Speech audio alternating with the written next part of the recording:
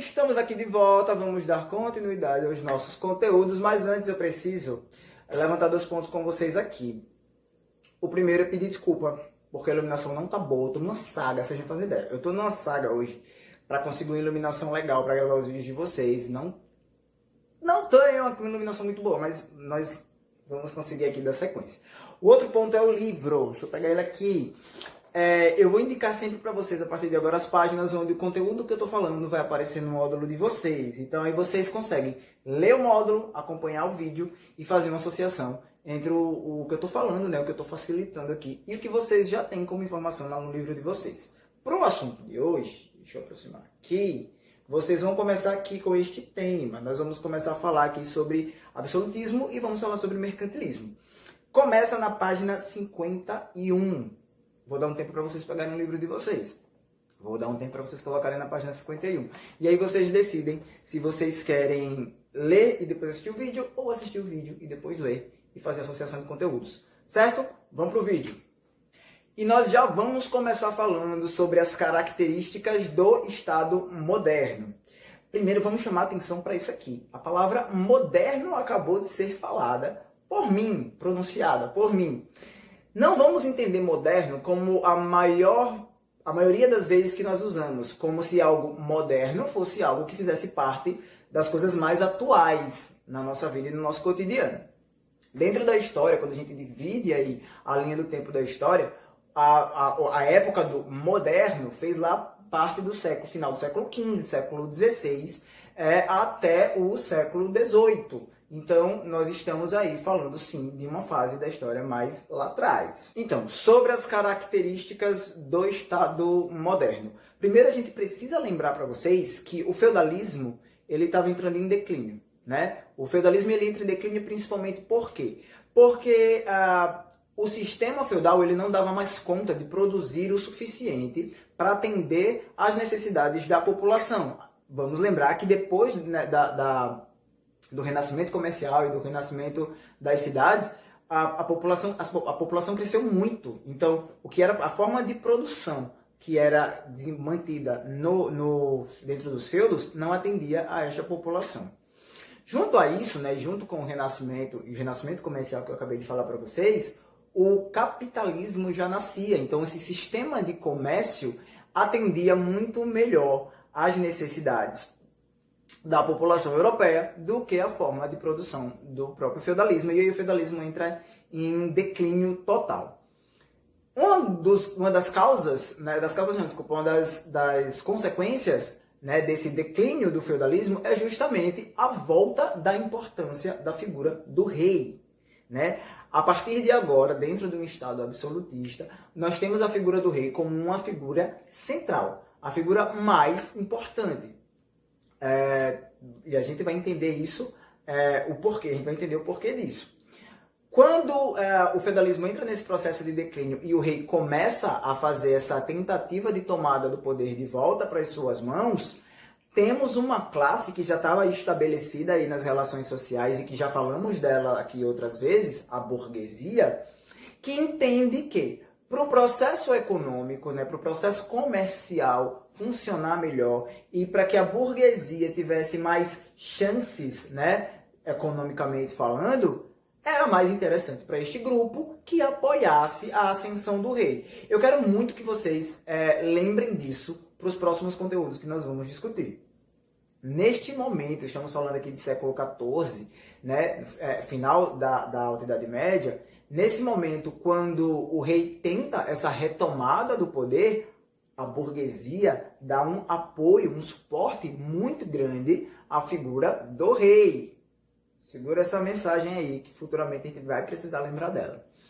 Então, nós temos aí, né, o rei, né, tentando retomar o poder, a gente sabe que ele consegue retomar o poder com o apoio da burguesia, e nessa chegada ao poder, nessa retomada de poder, algumas redefinições vão ser feitas aí na organização do trato, né? Primeiro, a mudança no exército. Os senhores feudais, a gente já viu isso, eles tinham suas guardas pessoais. Agora, o que o rei vai fazer é acabar com essas guardas pessoais e vai fazer com que todos os soldados, né, façam parte de um exército nacional. Prestem atenção agora na palavra nacional, porque ela vai permear aí todas as decisões, né, as próximas decisões dessa nova figura que é o rei. E é justamente dentro dessas decisões, dentro desse sentido de nacionalidade, que vão nascer os estados nacionais, né, como reinos ainda, mas que têm uma noção totalmente diferente da relação do espaço que se tinha dentro do feudalismo, por exemplo. Porque vamos lembrar, dentro do feudalismo, cada senhor feudal era dono, né, daquele pedaço de terra que pertencia a ele. Então, as leis, a forma de se comercializar ou de fazer trocas, a forma de produção, tudo quem decidia era o senhor feudal. Agora, com essa ideia de nacionalismo sendo trazida pelo rei, tudo vai ser decidido pelo Estado, pelo rei, pensando num todo. Então, essa ideia das definições territoriais pertencentes a cada senhor feudal, ela vai começar a ser quebrada. Vamos imaginar aí agora a queda de todas aquelas muralhas. Vamos imaginar todas aquelas muralhas desabando e todos os territórios fechadinhos que pertenciam aos senhores feudais agora pertenciam a uma ideia maior, né? Estamos falando aqui de nacionalismo. Essa ideia das terras agora, também todas as terras de produção pertencem ao Estado, porque a produção do Estado acolhia, ou pelo menos a ideia era essa, né? O excedente da produção do Estado acolheria, né, toda a população. Então, começa a se criar, vamos entender aí, né, essa ideia de um exército que era nacional, que atendia a todas, vamos usar a França como exemplo, que atendia a todas as intenções e necessidades da França, não mais de um senhor feudal específico.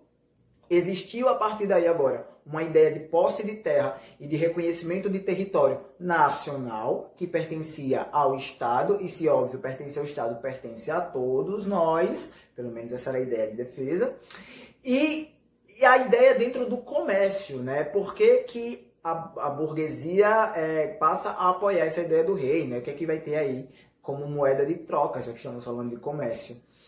É criada também uma moeda nacional, deixa de existir aquela moeda, como a gente já falou lá dentro do período feudal ainda, a gente vai precisar ficar recorrendo ao que a gente já falou em feudalismo, porque a gente está vendo justamente a quebra daquele sistema e uma nova engrenagem, né? Tipo, a nova forma de se produzir, de se pensar, de se administrar o espaço como um todo, certo?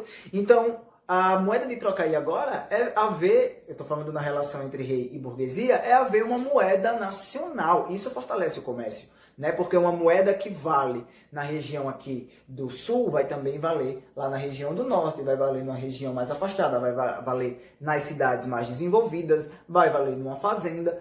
Entenderam? Então, agora o comércio ele era mais generalizado. O comércio também entra, essa ideia de moeda nacional, é justamente isso, entra aí nesse jogo das relações comerciais, sociais, políticas, né? Que é a ideia do Estado Novo. Mas aí, afinal de contas, esse era o Estado Novo, entendi. A ideia do absolutismo, né? Que é o que a gente vai discutir agora. Como é que ela surge, como é que ela é defendida e, afinal de contas, o que é o absolutismo?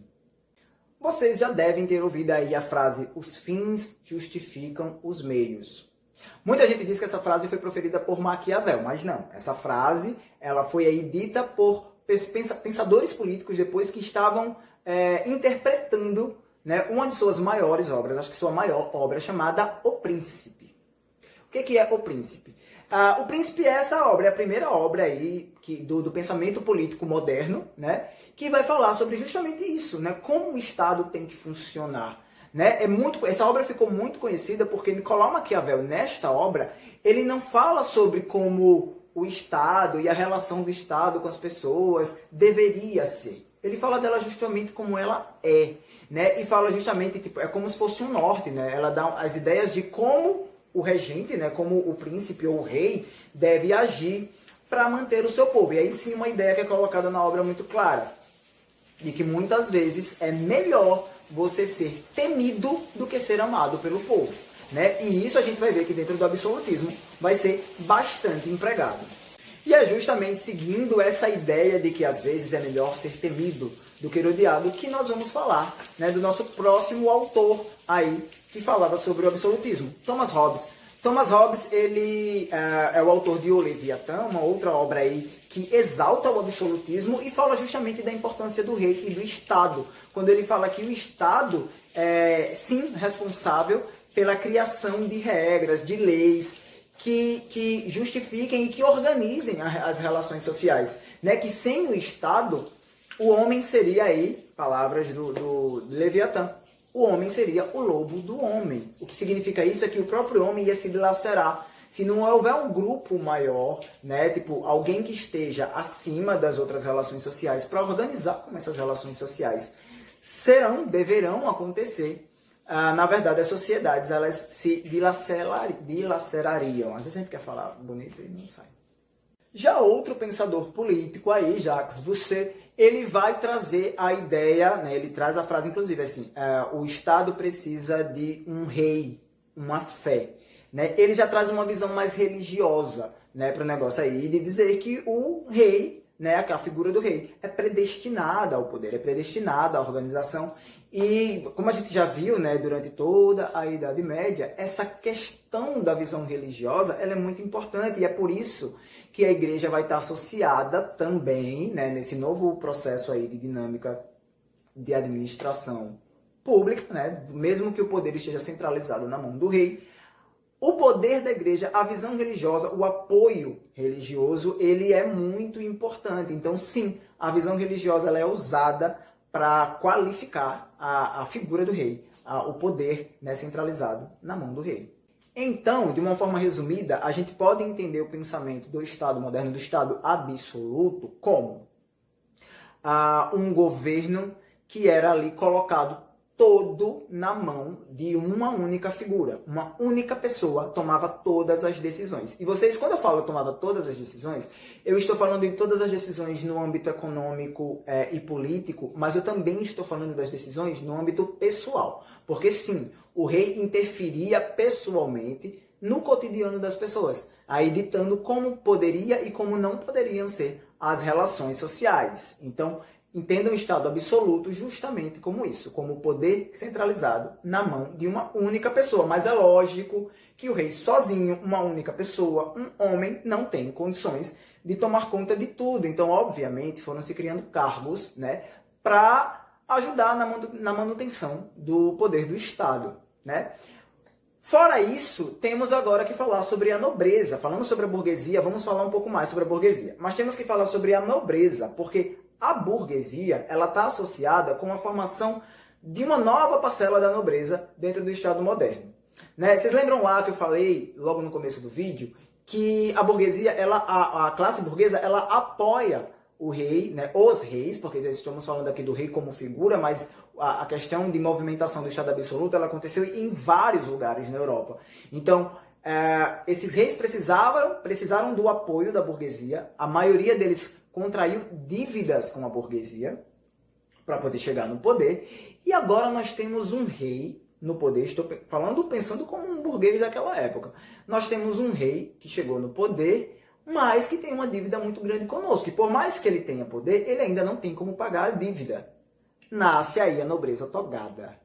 Por quê? Esses burgueses que financiaram, né, a campanha, né, de exaltação da figura do rei, eles foram alguns transformados em nobres, porque o rei aí estaria quitando a sua dívida dessa forma. Então surge aí a nobreza togada. Uma outra nobreza, né, a nobreza palaciana, são aqueles nobres que já viviam nas cidades mais desenvolvidas e aí ficaram ali vivendo na corte. A grande maioria desses nobres não fazia nada. Isso vocês já devem ter visto aí em filmes, em séries, em sátiras, quando fala que a nobreza, uma parcela da nobreza, não trabalhava. Na verdade, quando a gente fala disso, a gente fala de uma forma mais generalizada. Diz que nenhuma parte da nobreza trabalhava, mas geralmente sendo associado a essa parcela da nobreza chamada de nobreza palaciana. E nós temos mais uma nobreza que eu acabei de esquecer o nome, que é a nobreza provincial. Essa acabou me fugindo.